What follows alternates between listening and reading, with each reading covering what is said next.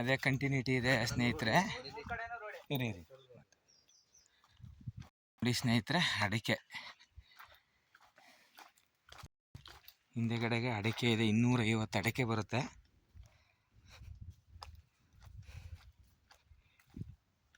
Connectivity 2 ಕಡೆಗಿದೆ ಸ್ನೇಹಿತರೆ. ಹಿಂದ್ಗಡೆ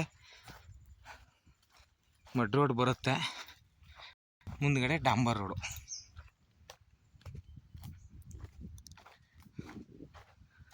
ಒಳ್ಳೆ ಅಡಿಕೆ ತೋಟ, ತೆಂಗು ಸೂಪರ್ ಇದೆ ಸ್ನೇಹಿತರೆ.